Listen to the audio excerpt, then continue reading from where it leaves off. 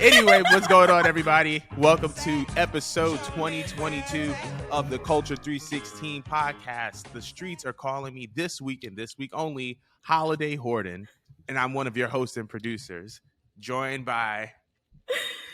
Oh my God, and I'm your other co-host, Mo. What is up, people?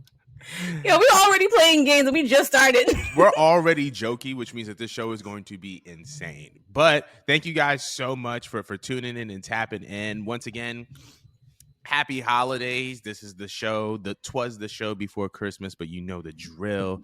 If you're listening to this on Apple Podcasts, Spotify Podcasts, wherever your podcasts are streamed, be sure to give this show a 5 stars. If you're watching on YouTube, be sure to like, comment, and subscribe. Our YouTube numbers have been going up. Period. So shout outs to everybody who watched the shorts, who watched the full shows, who've been commenting, interacting.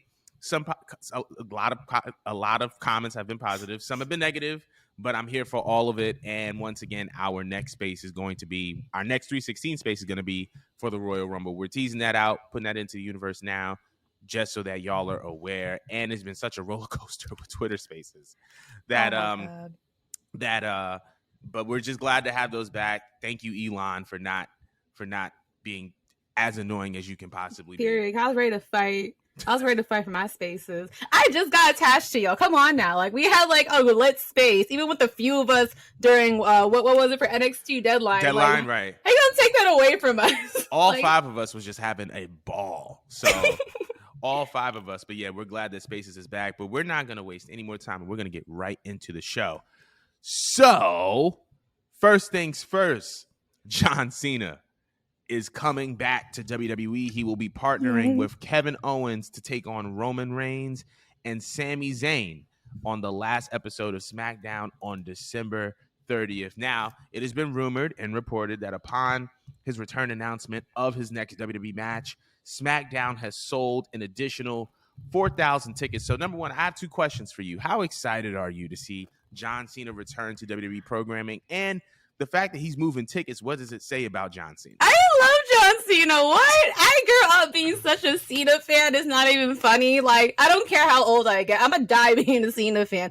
Am I shocked that he's moving seats and he's moving numbers? Hell yeah, it's fucking John Cena. He's like one of the GOATs. What?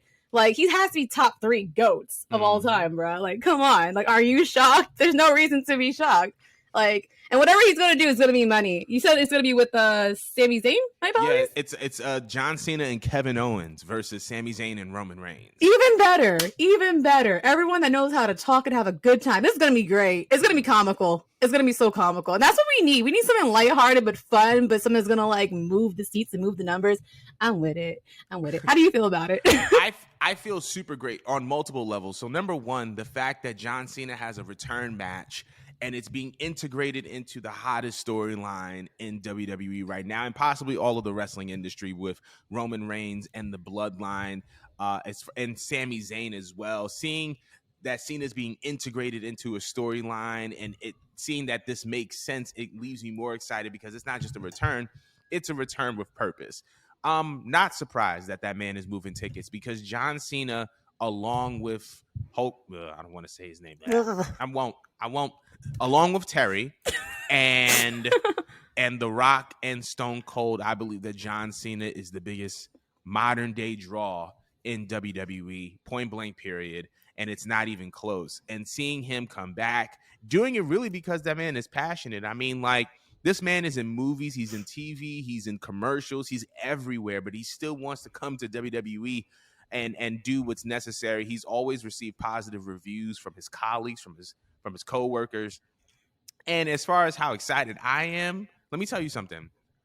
2005, me and my godbrother Brad, we went down to SummerSlam in DC. This was the same SummerSlam where Eddie faced Ray for the custody of Dominic. You saw that? Yeah, in person. Oh my God, I'm jealous of you. Me and Brad and I and my parents went down there and we saw it in person. We were in the nosebleeds, but it was amazing. But I was in there with the full John. I had the C Nation chain. I had the John Cena C Nation chain with the spinner that was supposed to be like a G Unit chain. My parents would never get me that. I got that, and so I've been a John Cena fan. And like, granted, I haven't agreed with the character decisions that he's made, or like the decisions pertaining to his character, because sometimes it's out of his control, I should say. But like, this man is a goated talker, one of the most polarizing performers in the history of WWE. And whether you like him or you don't like him, you gotta respect him. He's John Cena, bro. Like, this man is an absolute GOAT, absolute legend. And I am very, very proud to see that he's gonna be back in WWE, even if it's just for the last episode of SmackDown. Hopefully this can begin a build towards WrestleMania 39. Who knows? Somehow, some way, who knows? But definitely want to know how everybody else feels about John Cena returning to SmackDown. Let us know how you feel in the comments. I'm gonna cry. But we're gonna move on.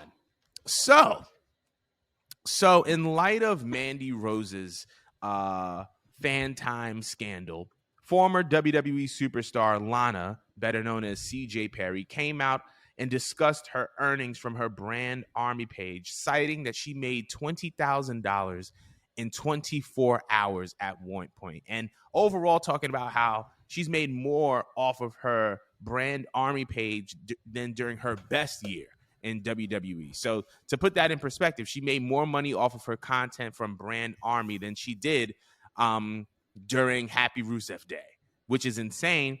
And after WWE released Mandy Rose, it was rumored and reported that she made about $500,000 in 1 week. Sis made $500,000 in 1 week from her fan time page.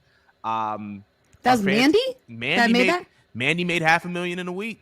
That's insane. Off of her brand Army, or I don't know if it's brand Army or fan time, but she made $500,000 in a week.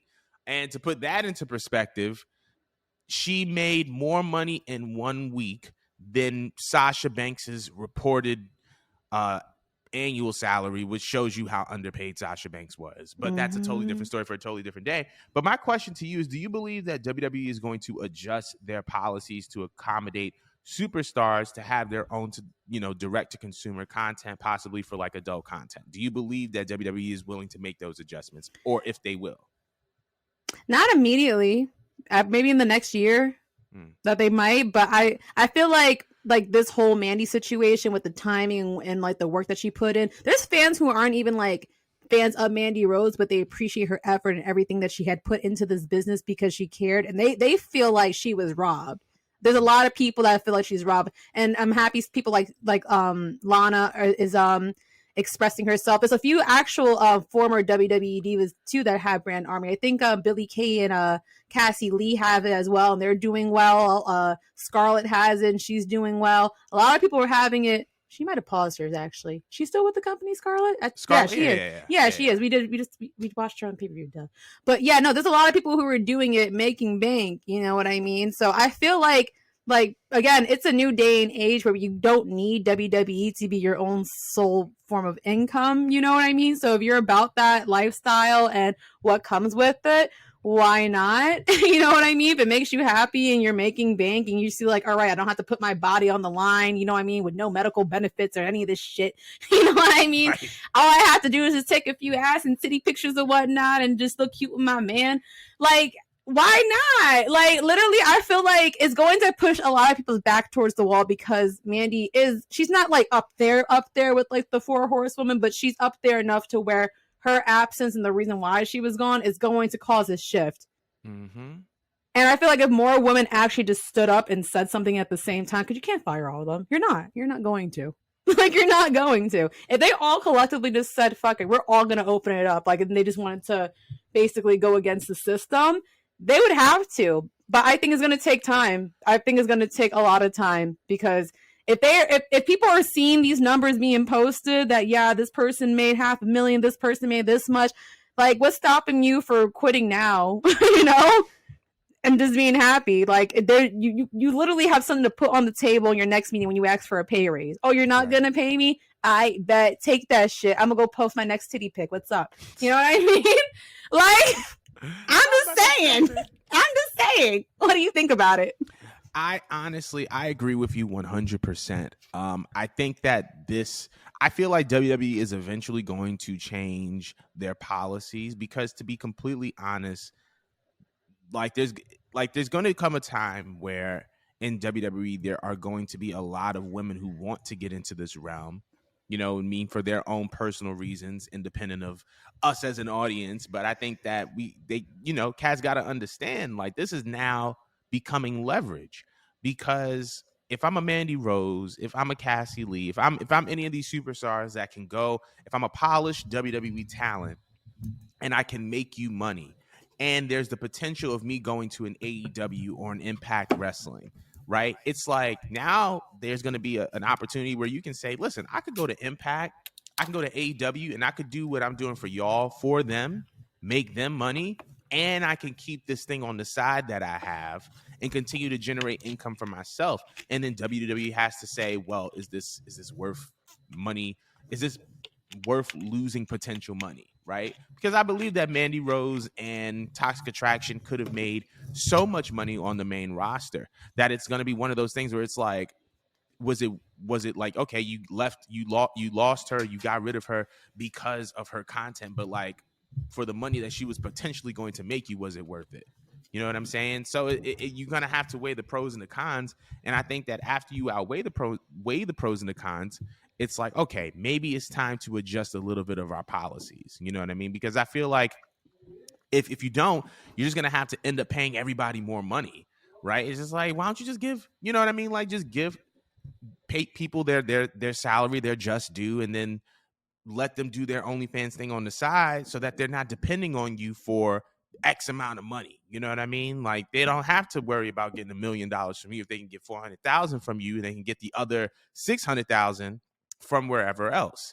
So that's just like my personal stance on it. I think that WWE is going to eventually move towards policies that allow these women superstars, or just allow anybody to post a style of content, because ultimately they can go anywhere else and make the same amount of money, if not, more money than they did in WWE, because now they have multiple streams of income and they don't have the restrictions on them that they had before.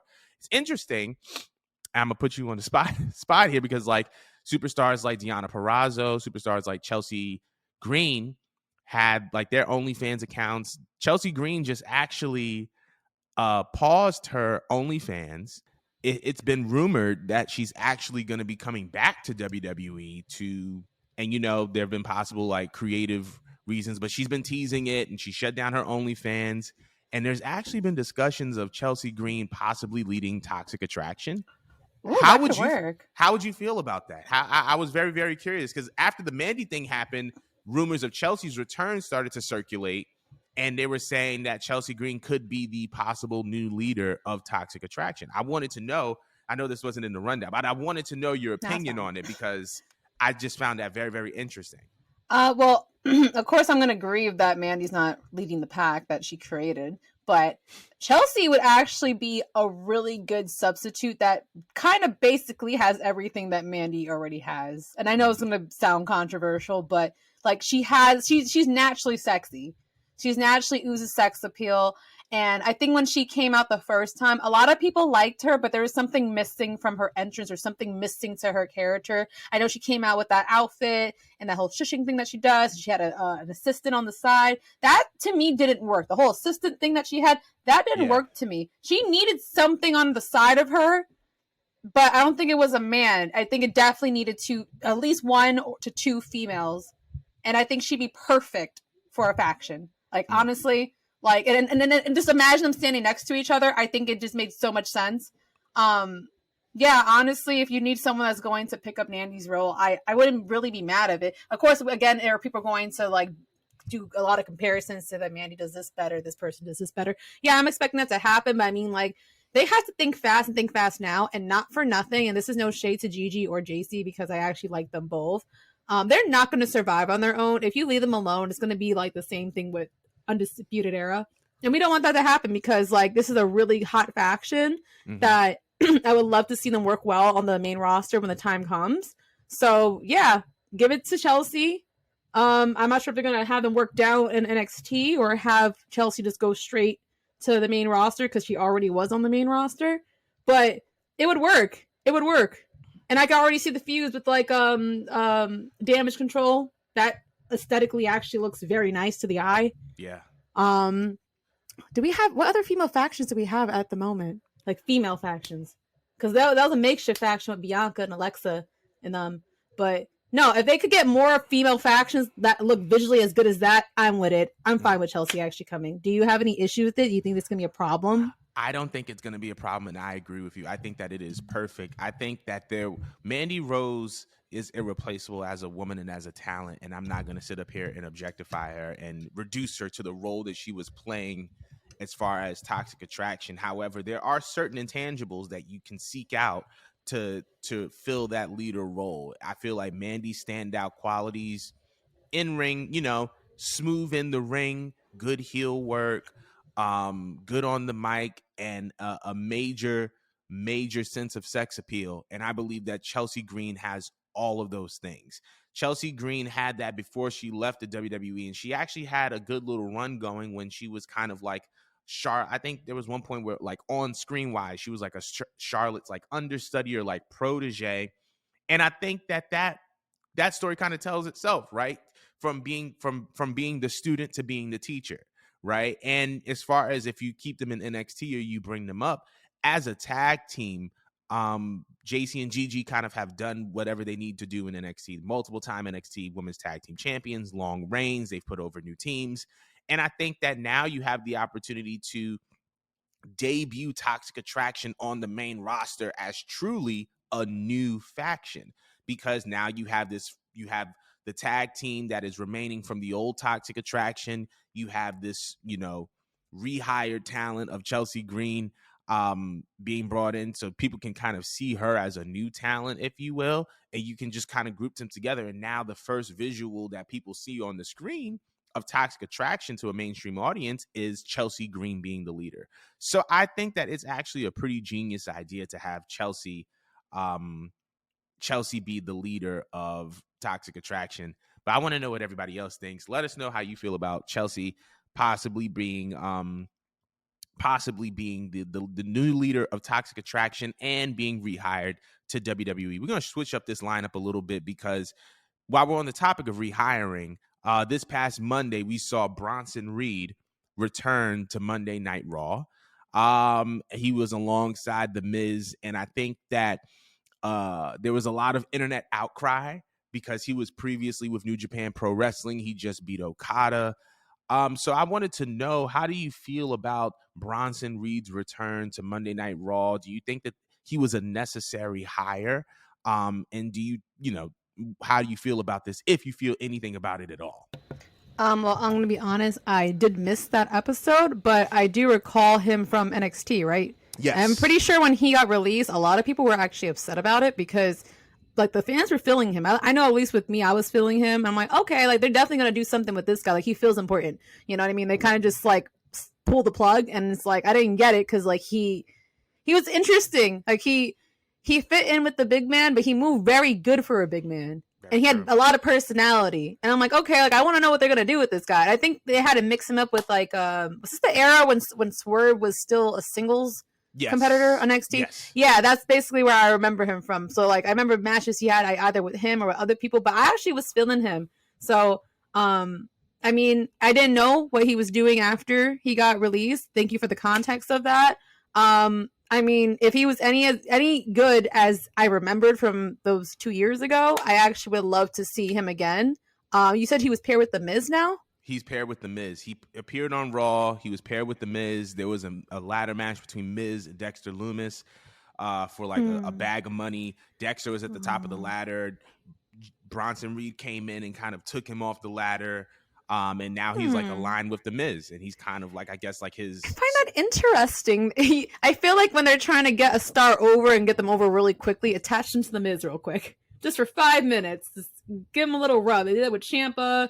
I mean, they put him against Logan and stuff, and with Logan, I like that. I love that for The Miz. He's so great that he's just there to just kind of like usher you in, and just give you a smooth transition. So love that for him. He didn't need it, but love that for him. I'm interested. I'm fine with it. What do you think?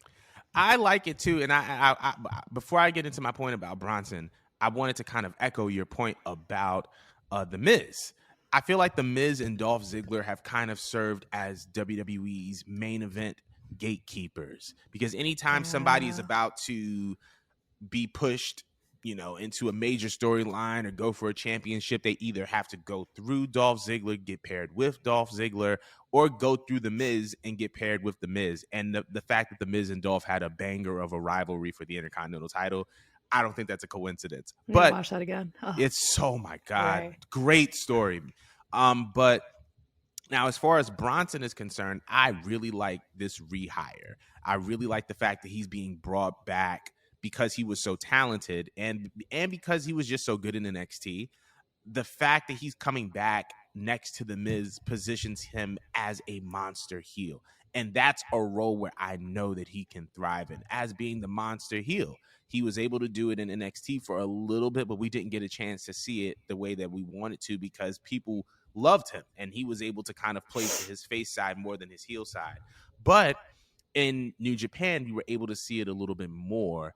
And I think that that's just super dope. Like the fact that, like, he's coming back as a monster heel, and that he's now next to the Miz, who is going to help him along the way and kind of give him the WWE credibility and on-screen kind of notoriety that he deserves. Because when the Miz is on screen, you're on screen. When you're on screen, the Miz is on the screen. So you're his like security, or is he your mouthpiece? It kind of works both ways. And, Miz is really good on the mic, so that's not necessarily a bad thing.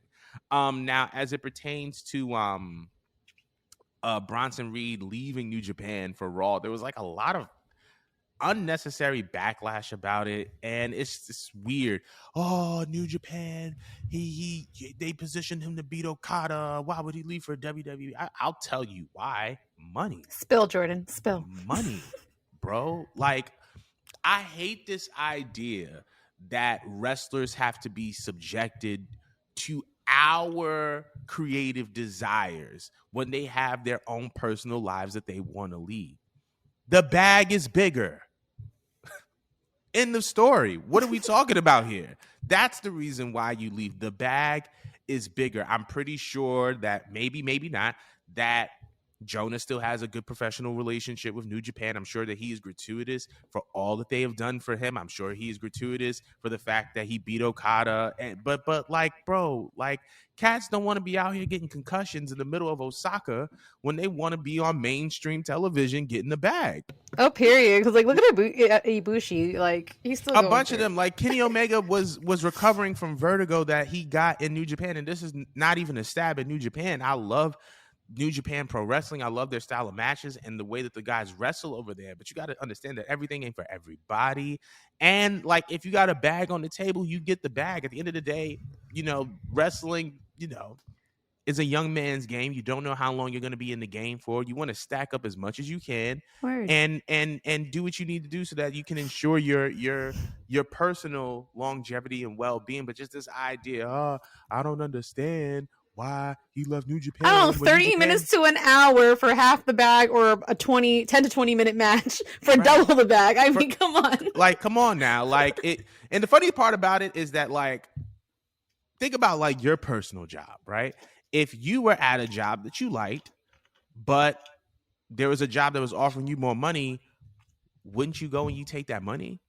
You like that job too. You like what it has to offer. You like the benefits. You would take that money, right? Yeah. So why is it any different when a wrestler wants to leave one company for another and it's possibly for money? Stop criminalizing wrestlers for taking the bag.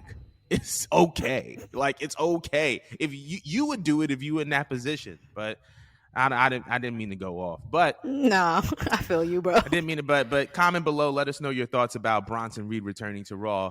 But we're moving on. So according to the Wrestling Observer, Tony Khan is about to make some big changes to the look and presentation of AEW Dynamite and Rampage. He even hired WWE's former vice president of global television production, Michael Mansouri. When do you believe that we will see these changes, and what are some of the changes that you think that we're going to see to this television product of AEW? He wants to make some big changes. I mean, I was watching the show. I was trying to cheat and watch the show at work, but while I was watching it, like I love AEW and everything that they've been doing, but it could probably use a little bit more like color to the show. It looks very it still looks very indie-ish to me. Some people like that because it looks rugged, you know what I mean? It looks more manly or whatnot. You know, like they don't like how polished WWE looks and how high the production is because it makes everything look very fake and cinematic and look like what's happening is, you know, it's planned. No one likes to like admit that wrestling is scripted. They don't want it to look like it's scripted, and WWE has overly polished the product, but I do see them like polishing it up more because again, like it for someone that has $1 billion and came up with this layout, when I look at it as a fan, or you know, I accept it because I'm used to watching wrestling, but sometimes I wonder to myself a lot while I'm watching AEW, if I put this flick on for somebody else who watched WWE back in the day, and then I'm like, oh hey, like there's something else called AEW, come watch it. I feel like if they were to watch it, they would assume off of this the appearance of how it looks, it's like, oh, this is like the lower leagues, isn't it? So I feel like they're probably gonna up it and make it look not too polished, but something where it actually looks like it's a competitor to WWE. I also probably expect that maybe they might change the stage a little bit, like the way that they come out. I actually always hated that they come out in those two-cylinder things. I know it's like an old school thing and it probably pops a lot of people, but I think it looks really cheesy. It looks really lame. It looks really ghetto. I don't like none of it. I actually hate the way that they come out. The only time I like looking at AEW entrances is like when it's a pay-per-view, you know. But that's where I feel like their money is going outside of like maybe some production or maybe some matches. I don't know. Like, where else do you think that the money would go to if they're going to up anything? I think number one, I agree with the tunnels. The reason why I like the tunnels is because the tunnels were our callback to TNA. If you watch Spike TV TNA era, you know that there were two tunnels. There were two actually. The beginning, there were two entrance ramps for TNA Impact. On one side of the Impact Zone, the faces came out. On the other side of the Impact Zone, the heels came out. Then as the product evolved, then it was on one side, the faces came out on this side, heels came out on this side, but they're still like the same Titantron and they still share the same stage. So you like it? I liked it. However, when I see the tunnels in AEW, it definitely is giving cheap. Yeah. And I think that it's giving cheap not because of the actual concept of the tunnels, but because when you look at a WWE, or even if you look at like an Impact Wrestling, it's usually marked by a single screen or some type of big LED interface that is just very, very bright, a lot of colors, a lot of vibrancy.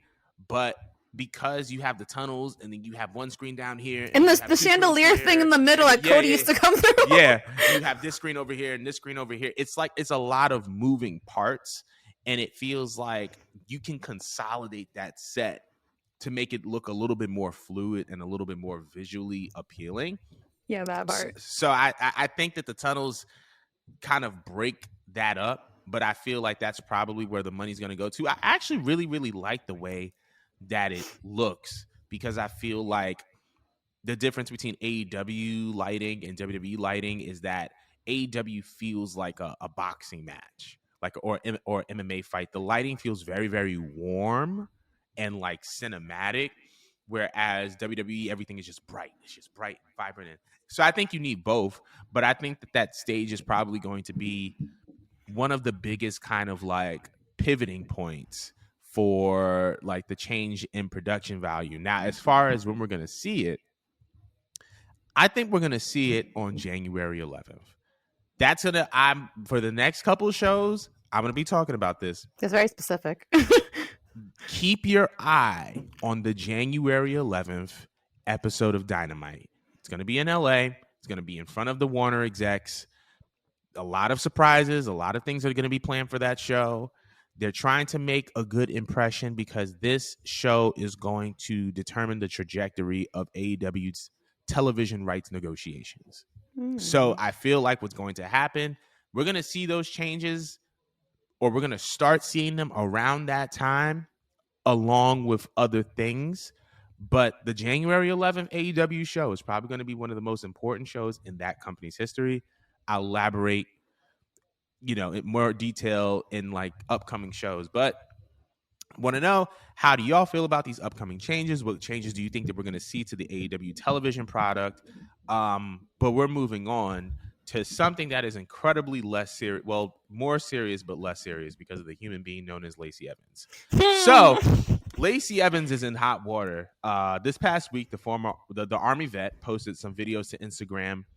In those videos, there were two scholars, because now everybody on the internet is a scholar, was denying the existence of autism and ADHD and linking it to the development of processed foods.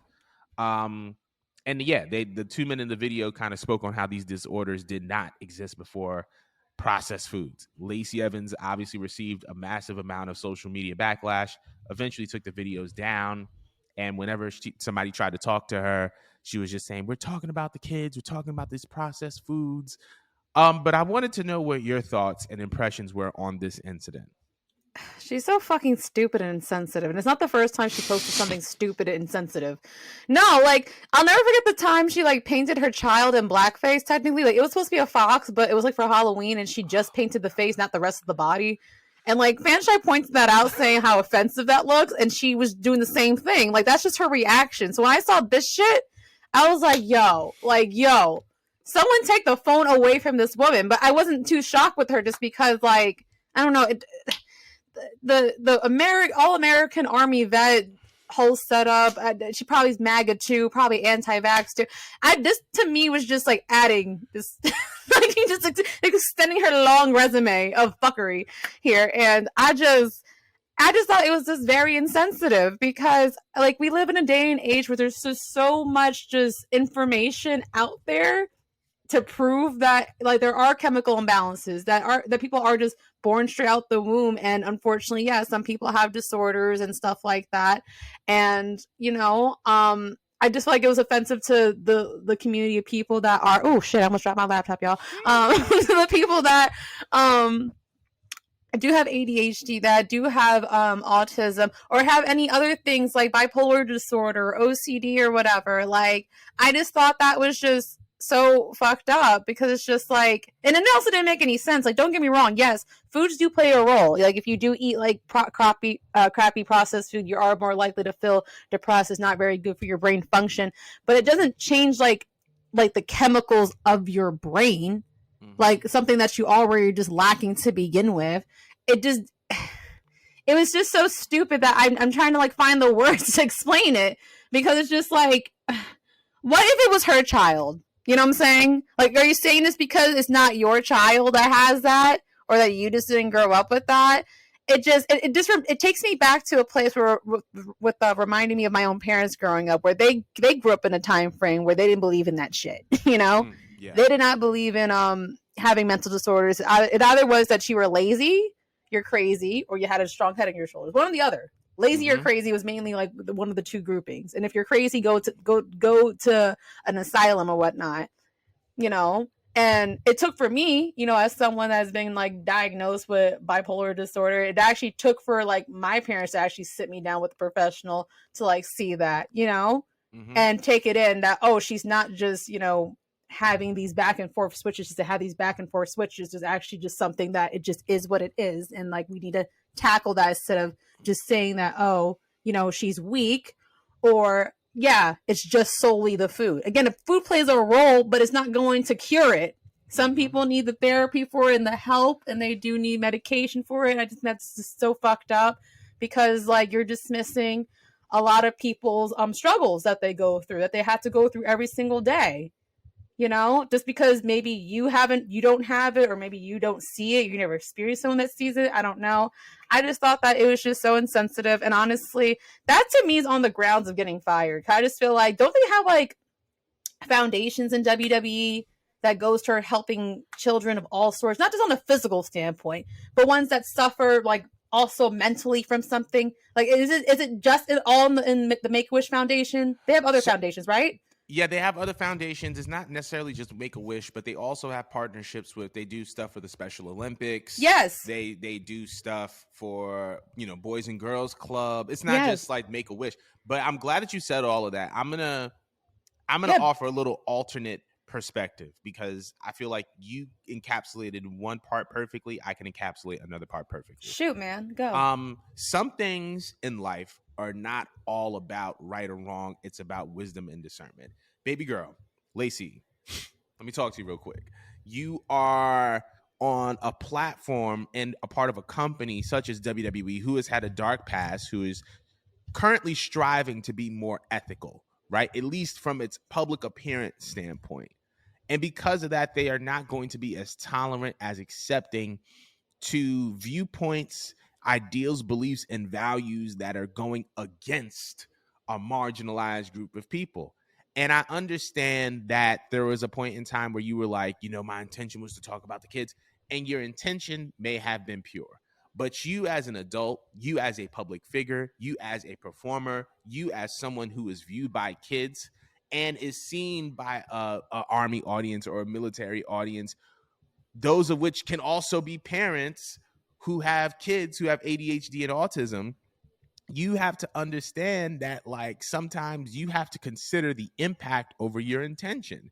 You have to think about what you're going to say. You have to think about your beliefs and ideals. And while you may be coming from a good place, you have to ask yourself, can this potentially have a negative impact? And that's what I think this was one of those cases of. You put something out into the world that you had a positive intention about, but you had a negative impact. And because of that, it puts you on cold. It puts you in, puts you on ice because you were getting this build up to this return, right?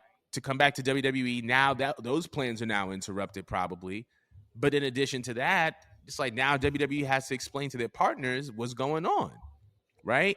And so now it just puts you in a very, very, tricky predicament. And I'm not necessarily a fan, nor do I agree with everything that was said, but I just think that it could have just all been handled a lot better, even if it was true, which we know that it isn't. And also, I thought that, we would have learned from multiple people having incidents online. Just because 2 people or 3 people or 4 people hop on a podcast and have good sounding equipment and, call themselves doctor and scholar doesn't Yeah. mean that they're in a predicament or a position to be giving advice, because some of these cats aren't really doctors. Some of these cats aren't really scholars. Some of these cats are not who they say they are, and they're not as educated as they portray to be. Do your research before you start sharing information, because you could be spreading misinformation. You could be spreading false information.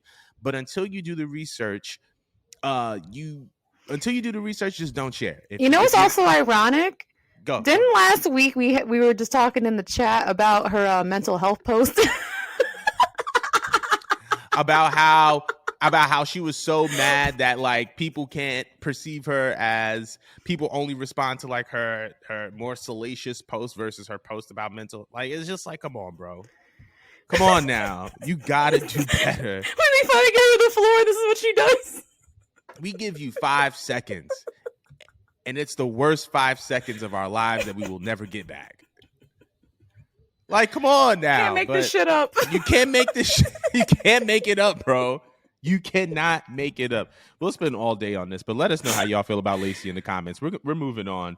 So, the Sports Business Journal came out with an article not too long ago saying that they are predicting that NBC Universal will purchase WWE. That NBC Universal will purchase WWE, with the negotiations beginning in April 2024. Those negotiations, resuming in 2024, because those are when contracts will expire for what I believe are SmackDown and Raw. They predict that they will buy WWE, which will keep Raw and NXT on NBC Universal channels, and then they will also get SmackDown and move it over to an NBC Universal property as well. With that in mind, do you believe that purchase is possible, and what would that mean for WWE? Wait, does that mean that any of the channels change or anything? Like the networks that they go on? Like I'm confused. So essentially, SmackDown is on Fox right now, right? Okay. So if NBC Universal were to be bought by WWE, then that means that SmackDown would probably be on USA Network or Sci-Fi or NBC, because all of these channels are NBC properties. So Interesting. essentially everything would kind of stay as is, except for, the SmackDown side of things, because SmackDown is on Fox. I think that they previously had a negotiation where they would create some other alternative programming around SmackDown, which is the reason why they had Backstage. But yeah, wanted to know how possible you think this would be, and what would it mean for WWE? I can't answer honestly what it would mean for WWE. But I am always curious to know what happens, because like I'm not like too up to date when it comes to like how certain networks and stuff like that, or brands like how they're ran, until I'm watching the show and then I notice there's a shift. So that's all I guess I have to say. I'm like anticipating like what shift comes with that, because I feel like every time there's a new network that purchases WWE, you notice certain things get tweaked, like certain people are pushed over other people, certain aesthetics are preferred over other things, and it usually causes a discourse within like fans. Like, I'm pretty sure like when Fox first bought WWE, they kept trying to make it more sports oriented. It was just really weird. Like, remember that time we were talking about the drafts and how they had people in the meeting rooms? Yeah. And no one liked it. Absolutely no fans liked it, but they were trying to make it feel sports-like. So I'm like, all right, I don't really know too much about NBC to know, like, what approach are they going to have with this one? Like, what is their interest with getting WWE? Do you have, like, any insight that you may be able to provide as to, like, what they would want to do with WWE? So I feel like NBC is... So, all right. Let me gather myself and my thoughts before I start saying anything. Meditate. I feel like WWE would in turn kind of give them a more... I think they would still go a kind of sports oriented route if they were to purchase WWE, because in comparison to their competitors, they probably don't have as much of an imprint on sports, right? Like, you look at Fox or you look at Disney. Disney owns ABC and ESPN, and they essentially are, do a lot when it comes to the NBA. Obviously, ESPN Sports Center, like, we don't even need to get into that. Fox with the NFL. Even like Warner with hockey, right? And the NBA as well. So I feel like WWE joining NBC Universal would automatically strengthen their sports portfolio, just because, and if we're looking at a holistic entertainment perspective, NBC has the smallest footprint in sports, but they do a lot of other really good things. Now, what I think it would mean for the WWE product is you're probably going to get a more cohesive product, because what's happening is that WWE is in the business of pleasing two masters. You got Fox wanting these people, but then NBC Universal wants those same people. So now you got to like come to a compromise, and it's like, okay, well, they get these people and then we get these people, but it's like not everybody draws ratings the same, right? But it's like, if NBC Universal owns WWE, it's like, it don't matter. Roman could be on Raw and Brock could be on SmackDown, or vice versa, or Charlotte could be on SmackDown and Becky could be on Raw, or vice versa. Either way, it's going to generate money on either channel. You know what I mean? And it's all going into the same pot. Because of that, you don't have people fighting over who should be on what brand. You can focus really more so on the stories, because it's like, regardless of what network it's going to be on, you're still creating content that's going to generate attention and bring traffic to wherever you're on. So I think that it just means a more cohesive product for WWE. It's a more cohesive product, and you're going to get a bigger corporate entity that can handle logistics a lot better than WWE does, right? Because like, WWE has been running WWE for the longest time, and they haven't made the best PR decisions, if you catch my drift. When you have another corporate entity involved, You have expertise that is outside of your area that can add value to you. And you can just have people that are just focused on, just doing the work instead of stock prices and this, that, and the third. Like Triple H could just be Triple H. You don't got to worry about investors because now that company is just a part of the portfolio of other companies. And now it's just another thing. It's not necessarily them having to worry about investors, even though NBC Universal is a publicly traded company. But I don't know if you had anything else you wanted to say because I'm ready to move on. But no, we're good. Thank you for the education lesson. No problem. I needed it. No problem. This is why I'm your friend, and this is what I'm here for. But I did mention ESPN, and this is a perfect segue because speaking we love a good segue. Speaking of ESPN, speaking of WWE. It appears that WWE has garnered the interest of Stephen A. Smith to appear at WrestleMania 39. Apparently, Stephen A. has some conditions. He has stated that he will be a untouched guy, so no physical activity, and he wants to manage a bad guy. He wants to be a heel. So I wanted to know, how would you feel about Stephen A. Smith appearing at WrestleMania 39 and apparently appearing in a managerial role? That is amazing. Like, first of all, how in the fuck did they pull Stephen A. Smith? I didn't even know he was a fan. Like, that is lit. Like, I don't watch ESPN, but I see, like, him being constantly used on Twitter, and it kind of provoked me to just, like, look at least one rant or two. He's just a funny guy. Like, it sounds like he's cutting a promo every time he talks. So he's gonna fit right in. He's going to fit right in. I laughed at the whole untouched guy quote because he looks like he would not play with that shit. But as a manager, that is awesome. But the question is, like, what would be the perfect bad guy to give him to? I think it's awesome too because have we had, besides MVP, what other black male managers that we had? Can you think of any? I'm trying to think. I think at one point, Teddy Long was a manager. Ooh. Oh, I think I got it. Shoot. But finish. No, I actually want to hear it. Go.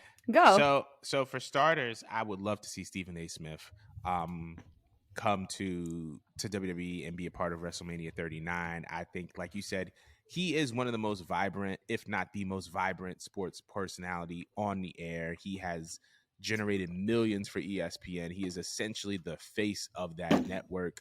And I think that he has the potential to bring over a lot of viewers to WrestleMania that wouldn't normally be there. And plus, like, it seems as if we're seeing, and I love this, we're seeing more and more notable black celebrities and talent trying to get their hands into wrestling. Obviously, we see what Master P is doing with House of Glory. They just had a show and it went really, really well. Stephen A. Smith wants to be a part of WrestleMania. We saw Rick Ross on Dynamite last night. Let's find that out, yeah. Rick, oh my gosh, his managerial skills are actually top tier. Him and Swerve are like perfect, which is scary. And that whole, what do you call him? Big Funky? What do you call Keith Pigley? Yeah. Oh my, what? He's gold. But anyway, back to the main topic. I love it. Back to the main topic. But I think that Stephen A. Smith would 100% be great for WrestleMania 39. Now, as far as the talent that he should manage, if he's going to migrate over towards the heel side and Omos is not integrated into the Hurt Business, I can see Stephen A. Smith managing Omos. Oh, that'd be so funny. Black talent, large guy, probably going to be in some form of match at WrestleMania just because the nature of WrestleMania. But I think that Stephen A. Smith would be paired perfectly with Omos for WrestleMania 39. Did you have any people in mind for him managing at WrestleMania? I still hate of all of Ricochet's promos, so I would love if he had a manager.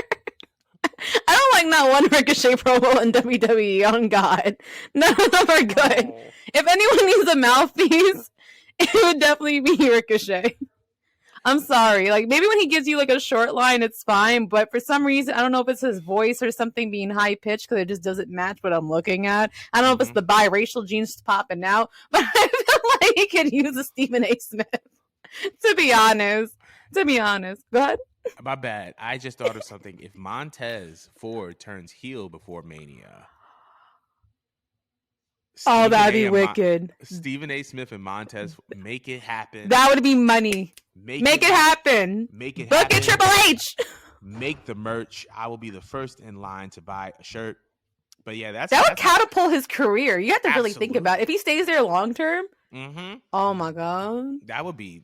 I would actually love that. So. That would be on the grounds to put him against Roman with Paul Heyman still being the manager. Stephen A. Smith versus Paul Heyman in a battle. Book it. Sorry, I got excited. No, I'm using that for another meme. But I want to know how y'all feel about Stephen A. Smith moving possibly towards a WWE run and an appearance at WrestleMania 39. Let us know. But we're moving on. So now that we're in the Christmas spirit, and this is going to be our last segment for the day. I was doing a little bit of thinking, and I wanted to know what your top 5 wrestling video games of all time are. So I'm going to start with my dog Mo, and then we're going to. I feel like we should go shoot for a shoot. I feel like we're going to end up saying the same games. Okay, so at least 2 or 3 have to be the same. So you go first. All right. So first things, I'm going to start with my number 5. My number 5 is SmackDown versus Raw 2004. Honestly, so the reason why is because I feel like SmackDown versus Raw 2004 was. They had it 2004? They had it. It was the first SmackDown versus Raw. I thought it came on 2005 for some reason, and then it was 2006. Then it was 7, 8. It may have been. I never seen a 2005 written out on cover. Actually, it may have come. It may have dropped in 2005, but I remember it was like teased in late 2004. But it was just an exciting time. I remember it clearly because that was like the first game where Raw Superstars and SmackDown Superstars were on the same game, because they used to have the SmackDown games for PlayStation and the and the Raw games for Xbox. So that was like the first time in a couple years that we had like Triple H on a PlayStation or like Randy Orton on a PlayStation. So I like SmackDown versus Raw 2004 as my number 5. My number 4, SmackDown versus Raw 2006, because that was like the first like momentum bar, and like we started to see dramatic improvements in the gameplay. Then we get to WWE 13. First of all, the fact that this was CM Punk's first major cover on a WWE video game, and the interview between Stone Cold and CM Punk is a classic. That alone puts it in a top 5. And it was the first WWE video game, I think, in about 10 years where they were integrating characters and elements of the Attitude Era into the game. Since video games for WWE were coming out on, like through THQ and through like PlayStation and Xbox and stuff like that. I think this is like one of the first ones where we saw like a heavy Attitude Era influence after the SmackDown, Here Comes the Pain, Shut Your Mouth, all that. Number 2 for me was SmackDown versus Raw 2008. That was the first time that we started to see, number 1, ECW was featured in that game. So it was SmackDown versus Raw featuring ECW. And then they brought in the Extreme Rules matches and all the weapons, and it was so much fun. And number 1, SmackDown, Here Comes the Pain. Greatest wrestling video game of all time. I think that was the first time that we started seeing realistic crowds. Just the gameplay was so seamless and just so fun. Like you could just hop on and anybody could like get invested and get involved. And it was just fun. Like SmackDown Here Comes the Pain was just so much fun. I used to crank my finishers on unlimited, and I would just come out the gate smoking cats. First move, wild finisher. Out the gate, Stone Cold Stunner. Kidding me? It's over now. We're ending this now. But that's my top 5. And you can give your 5. It doesn't even have to be in order. That was mine's definitely won't be because I don't ever speak in order. But I'm gonna stem off of what you said with "Here Comes the Pain" because like that I believe was my first wrestling video game for me personally. So it has to be on my list because it was my first. Because like for the longest, my mom refused to buy me wrestling games because like you're a girl, I shouldn't be playing that stuff. But I used to see that there was girls in there. I'm like, I want to be a girl. I want to jump off of things. I saw you were able to throw people off of properties. Did they have like Times Square or some shit like that? You're able to. Yeah, WWE Times Square. They had like the 7W Times Square. You could throw them off. You're just gonna push people off of anything, and they call it KO. It's like, no, I just watched a fatality. What do you mean? Like, wasn't that also the same game where you were able to just like hit people with cars, or you know what I mean? You was able to like take the open up the door and hit them in the head with the door, slam them on top of the door. I think there was like a finisher where you're able to like, actually get inside of the car and actually run them over. It was so reckless in all the right ways. But what I loved about it was that that was still the era where they allowed guys and girls to wrestle each other, because the annoying thing as me being a female wrestling fan is that down the line, they revoked that from me from where I couldn't fight the guys, which that was my most favorite thing for me, my girl best friends to do. Like, what? I love playing as like Trish Stratus and go beat like, I don't know, Kurt Angle's ass or whatever just because I can. Right. You know, that shit was lit. I loved it. So yeah, that's on my list. Another one that people constantly always forget or never played before, but I'm going to put on my list because it's also one of my first few wrestling video games that I had a huge attachment with. Day of Reckoning 2! Wow. On the GameCube? Yes! I was a GameCube girl. I love Day of Reckoning 2. First of all, that intro was tough. That intro was so oh my god, the whole world heavyweight title. They told you the whole story mode with just the narration and the song that they put. And I used to love the effort they used to put into old WWE video game intros. I'm very big on intros. I used to sit there and actually watch it every single time and not skip it. I loved it. Yeah, and the story mode was lit.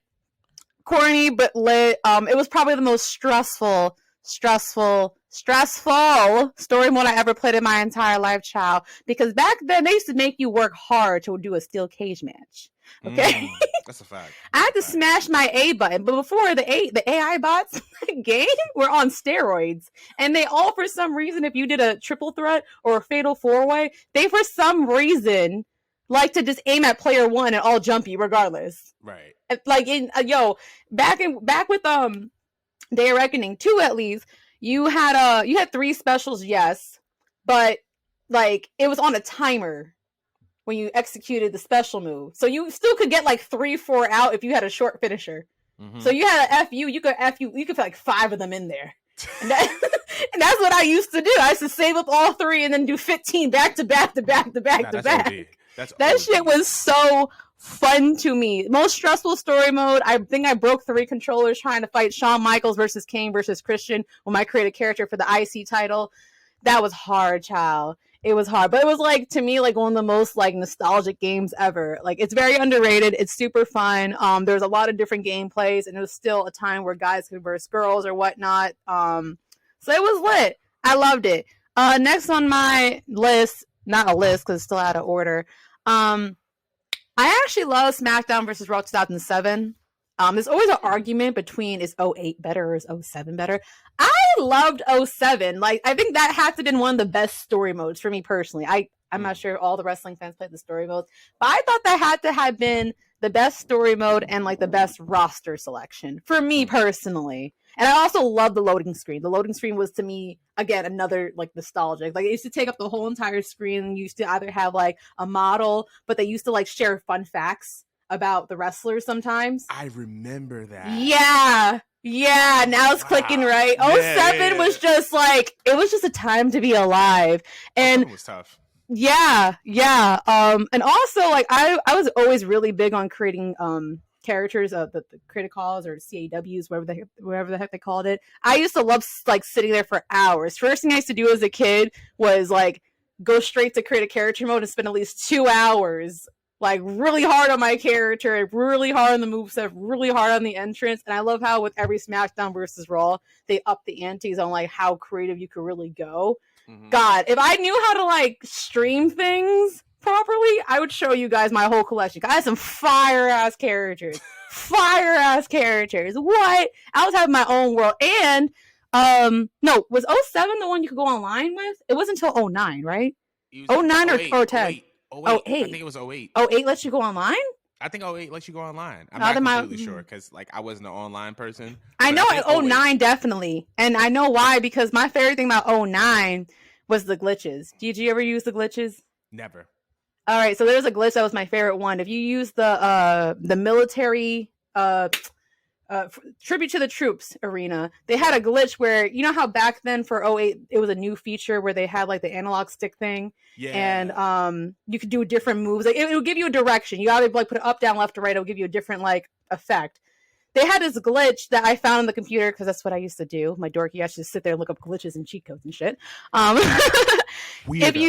If you pick them up sideways and you hit their back against the ring pole and then turn around and walk to the crowd, you will go through the crowd and be in a desert. You can look it up on YouTube. If anyone watching this round, look that up on YouTube. Just type in the desert glitch. SmackDown versus Raw 2009. It worked. I'm about to look that up after today. And nice to just do that in the middle of any online match and throw people off and just beat their asses outside. Way outside the ring. It's the closest feeling you'll ever have to having Here Comes the Pain and having matches that were outside of a ring. So lit had to be on my list. God, the last one is gonna be so hard. Cause you know what? When you explain W13, I think that it does deserve to be on a list. It most definitely does. You know, just because that was the last good WWE game. Me personally, I was never feeling any of the 2Ks. I thought the match qualities went down. The gameplays went down. The characters looked like crap afterward. It's so weird. If you go there and you watch like an old SmackDown game, like just any walkthrough, even like the early, like, I don't know, from like 2006, 2007, 2008, the characters were on point. Mm-hmm. Like right. I don't know what's the term for it when they get a face grab and they put it on the character, but it was way more realistic then. I think they changed developers. That was what happened. THQ back then, right? Yeah. THQ, and were they the ones that went bankrupt? Someone went bankrupt. Keep going about the W13? It's just like that was the last game where they put in real effort, where I felt respected as a gamer. And like I feel like that's what, like, even though I wasn't watching the show at that point, because I did quit watching wrestling, it was still like a thing for me where every single year I had to get the game. Like I just had to. Just it was the thing, man. It was the closest thing that I could do to at least keep up with it without really watching it, since I wasn't feeling it since my faves were gone. And that was the last time I felt respected. Then when I saw like 2K14 come out and 2K15, I'm like, damn, they just like, at this point, they're just milking us of our money. Like before, like it was worth buying the next game because they always added something significantly different. That's significant in a good way. And it just came off like, I don't know, they were lowballing us after W13. So that has to go there. And for all the other reasons that she mentioned, what Punk got out of it, paying homage to the Attitude Era so the kiddos don't forget their roots. Because they don't understand. They don't understand.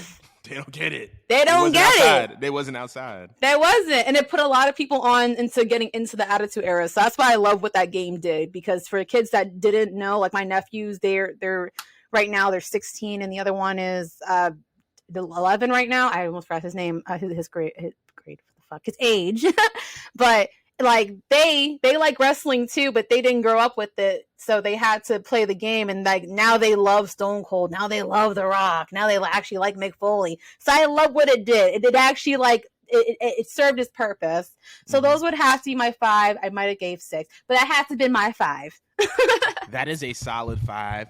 I actually have one more thing to ask, but before I ask that, okay. People, let us know what your top 5 favorite video games are, and we're going to move on to our actual last segment. So you brought up something very, very interesting about the boys fighting the girls in one of your top 5 video games. I did. And this past Monday, Rhea Ripley faced Akira Tozawa in what was the first intergender wrestling match on Raw, or at least kind of like one of the first. Oh, it definitely wasn't the first because China was out here doing it. I take that back. It was not the first in years. Years. It was the first in years. Yes, but wanted to know. I mean, considering that Rhea Ripley is a part of the Judgment Day, And Bully Ray actually brought this up in his podcast on Busted Open Radio. He said, if China could be the Intercontinental Champion, like why can't, Rhea Ripley or a Charlotte be a U.S. champion or Intercontinental Champion? And I thought that was a very, very interesting point. But I wanted to know, do you think that we're going to see more intergender wrestling in WWE after that Rhea Ripley Akira Tozawa match? Or do you think that was just a one-time thing? I think they're playing with something, and I like it. I watch it? No, but to hear that made me smile really hard because I love China. I'm a huge China fan. And Rhea Ripley is, yes, a lot of people see the side by side. They see the similarities, and I feel like if you're going to give someone that, don't give it to Charlotte. And I'm not saying this because of my disdain for Charlotte. I'm saying this because Rhea Ripley is the only one who really looks realistic. Like she looks and feels realistic enough. Because we already see with the way she kind of like manhandles Dom or whatnot. She's already presented to us as being alpha. You know what I mean? And like she's strong as crap. We just saw her. I forgot who she body slammed, but she body slammed somebody a couple weeks ago. So we know she got that in her. It's very much believable. Her looks very believable. Her size looks very believable. Everything about her, it could actually work if they really want to run with that. I wouldn't be sure if they're going to like make it long term, but they want to give her like a short reign and then put that on her resume for her age too. That could put her up there in her career. You know what I mean? And that'd be a lovely homage to China, which I don't feel like they do enough of. They reference all these other divas back to back, and I don't think that I see enough references to China. I see, that they put her in here and they're like, oh my gosh, DX, because there's a female in a faction with guys. Now, like, y'all need to actually put respect on my girl Single Run. All right? And you could do it with Rhea, and we would love it. We would love it. I'm here for it. The girls are here for it. The males are here for it. Let's do it, Triple H. Let's do it. I agree. Let's talk. Good. I agree with that 100%. I think that Rhea Ripley... the intergender wrestling in WWE should be done by a case-to-case, basis, because I think that you do want to make this look as realistic as you possibly can. I can see Rhea doing intergender wrestling because of her size, because she comes off as intimidating. She's already a dominant figure. If we're looking for another woman outside of Rhea who can do intergender wrestling, don't you tell me Raquel? No, not Raquel. Okay, good. If you're looking for like an underdog type of story situation when it comes to intergender wrestling, Candice LeRae. She's been doing it on the independents for a long time. And I feel like if you're looking for someone to do intergender wrestling... you're going to piss Jim Cornette off. Oh, my God. Cornette is... How dare you put a small child in there with some men? He's going to go blood. But, I feel like Candice has the opportunity of also doing some intergender wrestling matches for WWE and then making it look realistic. Because she's done it before on the indies, and she's a great wrestler. And on top of that, it's like she can be considered or put forth as an underdog. You know what I mean? So all she has to do is just land a lucky shot or do this little one thing, and it adjusts the entire complexion of a match. So that's just like my opinion on it. That would be great because not for nothing, she still doesn't have a presence. People still look at her as Johnny's girlfriend, Johnny's wife, whatever. Johnny's son's mom or whatnot. But I think it'd be great if they did that, because while she still doesn't have a personality, that can be her whole personality. Very true. That as small and delicate as this girl is, she's tough as nails, and she literally could take down at least a third of the men if she really wanted to. She's a threat. And I think that'd be interesting because they would actually like defy all logic that we were taught with wrestling. Because we thought Rhea because of her build, but Candice is like tiny but tough. Like that's what sold us on Candice in NXT. She's just tiny and she's tough. And that's it. That's Candice, like in a nutshell. So that could work. I don't think Triple H would actually pull the trigger with Candice, as I do see his favoritism with Rhea. But that'd be an amazing hypothetical concept. Yeah. I agree with that. And once again, I want to know what everybody else feels about intergender wrestling. Let us know in the comments. Tweet at us. Do what you got to do to get in contact with us. But I think we're going to end the show right there. Thank you guys so much for tuning into episode 22. Thank you guys so much for tuning into this episode. Happy holidays. Merry Christmas. I hope your day is filled with Christmas. I hope this whole Jesus. I hope this day is everything y'all wanted to be and more. Make sure you're spending time with y'all peoples, whoever that may be. And yeah, from our family to yours, Merry Christmas. We hope it's a good one. And we'll see you next week for the last episode of the year, which is crazy. And we'll see you next week. Bye. That was Perfect. fun.